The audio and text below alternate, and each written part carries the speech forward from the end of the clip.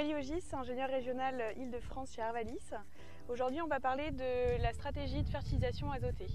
Alors, sur les céréales, c'est important de pouvoir le raisonner pour que les apports d'azote correspondent au plus juste aux besoins de la culture. Et donc pour cela, la méthode qui prime aujourd'hui, c'est la méthode de la dose bilan. Et donc, il se trouve que cette méthode-là, elle comporte quelques limites.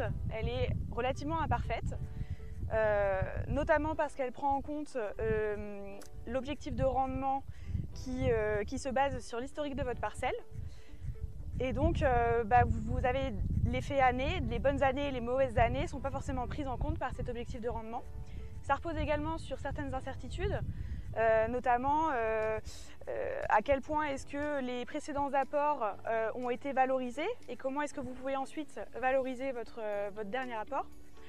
Et puis, vous avez aussi quelques hypothèses que vous faites au moment de l'établissement de votre dose bilan, donc sur février-mars, notamment à quel point est-ce que la minéralisation de l'humus du sol va être effective.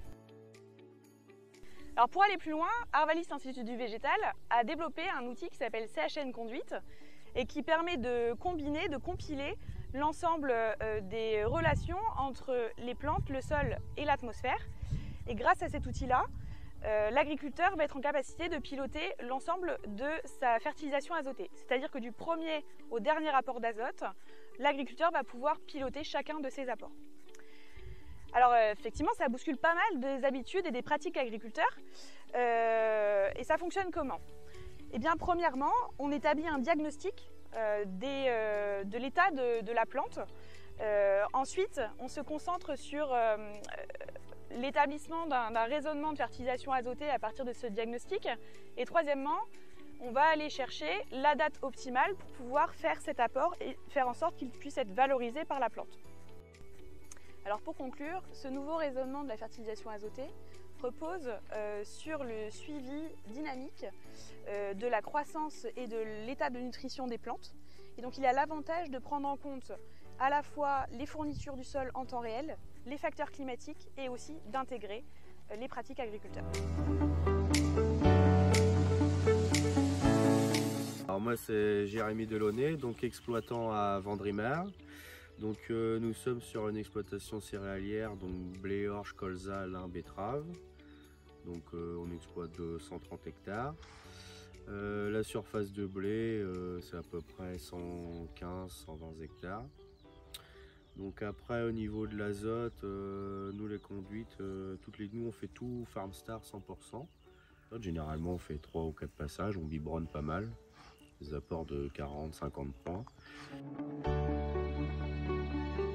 Concernant la méthode CHN, sur le papier je trouve que c'est une bonne idée parce qu'on voit l'évolution de la culture à la courbe des besoins en fonction de ce qu'il y a de disponible dans le sol. Après, ce que je trouve dommage, le gros point qui a amélioré pour moi, c'est de se concorder avec les prévisions météo.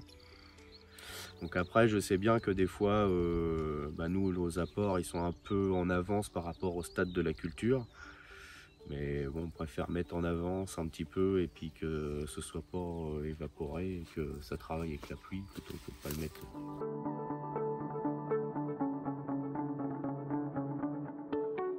Dans les essais, on a testé CHN dans de multiples situations, alors des précédents pailles, des précédents betteraves, des précédents colza, différentes dates de semis, etc. pour essayer de mettre en défaut l'outil. Et à chaque fois, on a eu des bons résultats et on a identifié plusieurs conclusions. Alors déjà, quand on a une dose X qui est à l'optimum en termes de rendement en protéines, en règle générale, CHN déclenche une dose moins élevée, donc on va économiser quelques unités d'azote. Et on va aussi avoir des apports plus tardifs, donc les apports qu'on fait traditionnellement à talage ou épi 1 cm, on va mettre des quantités moins importantes pour les reporter plus tard dans le cycle. On a une efficience qui est meilleure.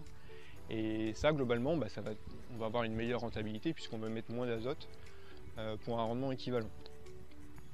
Deuxième conclusion qu'on a identifiée, quand on a une dose X qui est trop élevée, donc ça veut dire qu'on met trop d'azote pour le rendement, et là CHN, comme il prend en compte réellement les besoins de la culture au fur et à mesure et ses conditions de développement, et dans ces situations-là, on va avoir un rendement à l'optimum avec une dose X qui va être moins élevée puisque le blé a besoin de moins d'azote pour faire son rendement, donc on va aussi avoir des économies d'argent.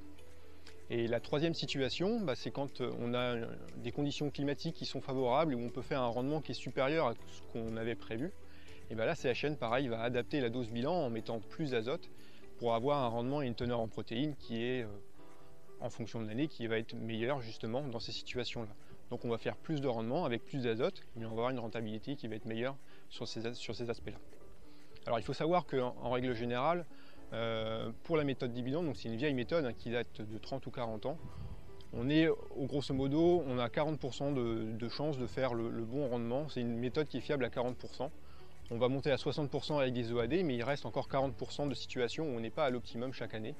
Donc l'idée d'avoir des outils de pilotage en dynamique comme ça, c'est d'aller chercher ces 40% et d'avoir quelque chose qui se rapproche, en tout cas un petit peu plus, de l'optimum que ce qu'on peut faire dans la parcelle chaque année en fonction des conditions climatiques.